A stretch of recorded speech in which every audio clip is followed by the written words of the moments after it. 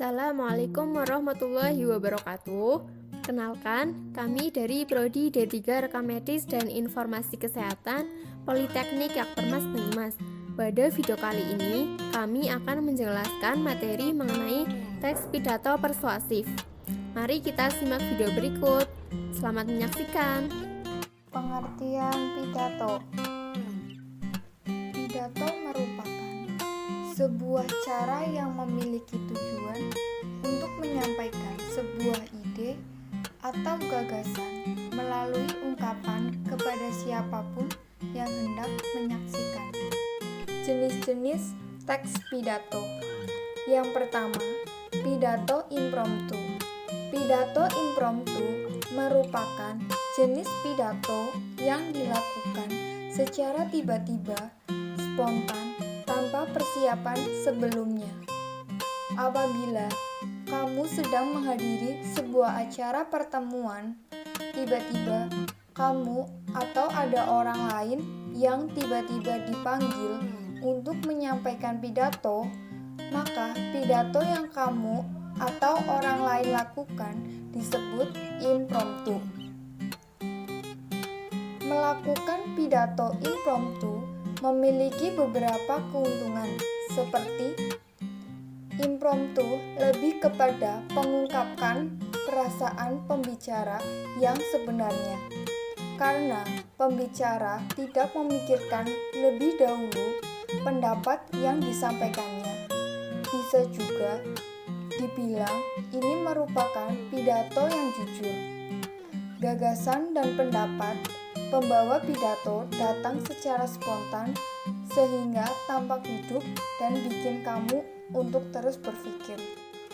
Yang kedua, pidato manuskrip. Pidato manuskrip merupakan teks pidato dengan menggunakan naskah di mana juru pidato membacakan naskah pidato yang telah disiapkan dari awal sampai akhir. Istilahnya, kita menyebutnya membacakan pidato, bukan menyampaikan pidato.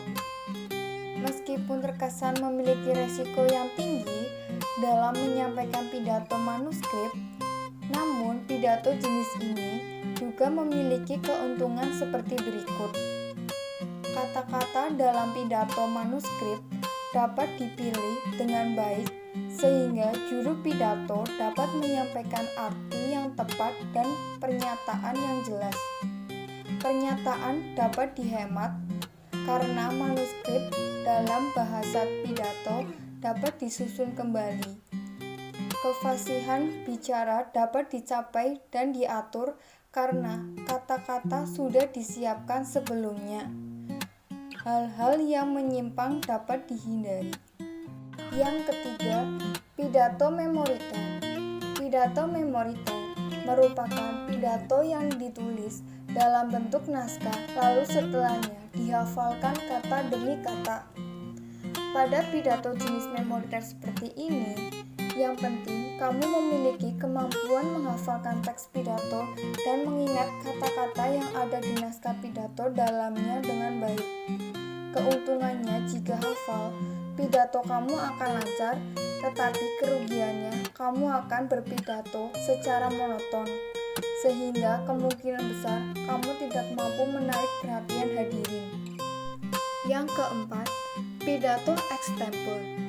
Nah, kalau pidato extempore bisa dibilang adalah jenis pidato yang paling baik dan paling sering digunakan oleh juru pidato yang berpengalaman dan mahir. Untuk menyampaikan pidato jenis extempore, juru pidato harus menyiapkan garis-garis besar outline dan pokok-pokok bahasa menunjang yang dibutuhkan starting point saja.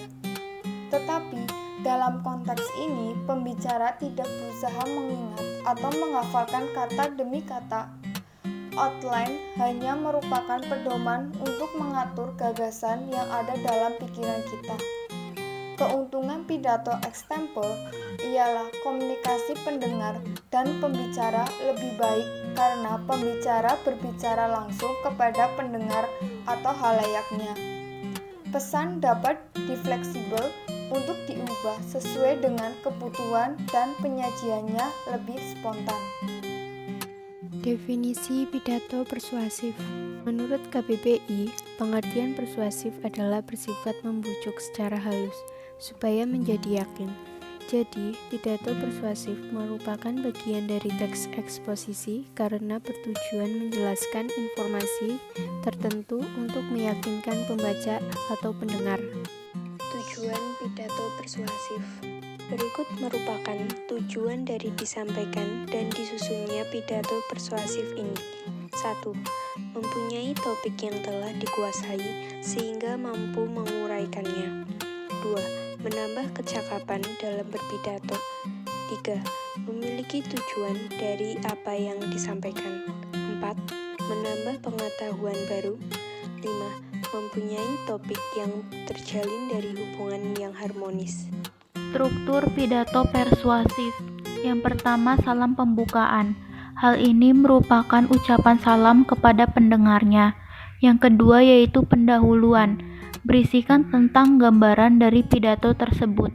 Yang ketiga yaitu isi pidato. Isi dari pidato sehingga dapat meliputi maksud dan tujuannya. Yang keempat yaitu penutup yang berisikan tentang kesimpulan atau sebagai salam penutup. Aspek yang perlu diperhatikan. Aspek yang perlu diperhatikan dalam menyimpulkan isi teks pidato persuasif adalah sebagai berikut. Yang pertama, simpulan harus memuat semua pokok-pokok isi berita. Kedua, simpulan tidak menyimpang dari isi pidato. Ketiga, simpulan bukan merupakan komentar, tetapi ringkasan. Keempat, memperhatikan penggunaan ejaan yang baik. Kelima, memperhatikan pilihan kata dan diksi. Keenam, memerhatikan tanda baca. Ciri kebahasaan. Ciri kaidah teks pidato persuasif antara lain: yang pertama, salam dan kata sapaan orang kedua, seperti hadirin, bapak atau ibu, saudara-saudara. Yang kedua, kata dan ungkapan bersifat yang mengajak atau membujuk. Salah satu kaidah kebahasaan teks pidato persuasif adalah menggunakan kata-kata atau ungkapan yang bersifat membujuk atau meyakinkan. Beberapa kata yang dapat digunakan seperti mari, ayo, dan lain sebagainya. Yang ketiga, kata penghubung argumentatif seperti oleh karena itu, jika, maka, akibat, dengan demikian, dan lain-lain.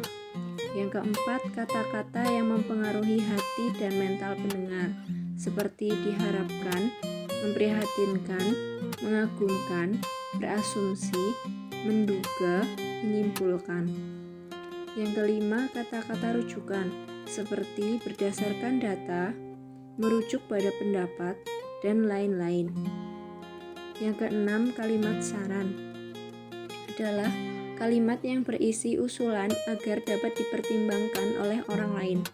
Selain itu, kalimat saran pada umumnya ditandai dengan penggunaan kata sebaiknya, seharusnya, alangkah baiknya, seyogyanya, dan lain-lain. Yang ketujuh, kalimat ajakan, berisi anjuran untuk diikuti oleh pendengar. Selain itu, kalimat ajakan bertujuan agar pendengar berbuat atau bertindak seperti yang dikehendaki pembicara. Langkah-langkah yang harus ditulis. 1. Menentukan tujuan berpidato.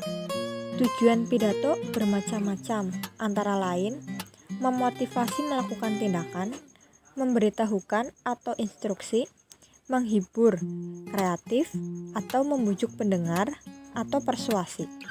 Yang kedua, menganalisis pendengar. Menganalisis pendengar didasarkan pada tingkat usia, pendidikannya, dan pekerjaannya. Yang ketiga, menyusun kerangka pidato. Untuk menyampaikan suatu masalah, kerangka pidato harus dibuat dengan urutan berdasarkan penyelesaian masalah. Yang keempat, susunan pidato. Susunan pidato pada umumnya, yang pertama, salam pidato. Salam pembuka berisi sapaan yang hadir dalam acara tersebut, dimulai dari yang tinggi kedudukannya hingga yang paling rendah. Yang kedua, pendahuluan, berisi ucapan syukur kepada Tuhan Yang Maha Esa. Yang ketiga, isi pokok, berisi inti pidato. Yang keempat, kesimpulan atau simpulan, berisi kesimpulan dari inti pidato. Yang kelima, harapan-harapan, berisi dampak positif yang diharapkan terjadi pada pendengar pidato setelah mendengar pidato tersebut. Yang keenam, penutup, berisi ucapan terima kasih, meminta maaf, dan salam penutup. Sekian materi kelompok kami mengenai materi tentang pidato persuasif. Semoga materi yang telah kami sampaikan bisa mudah dipahami dan bermanfaat. Kami cukupkan. Wassalamualaikum warahmatullahi wabarakatuh.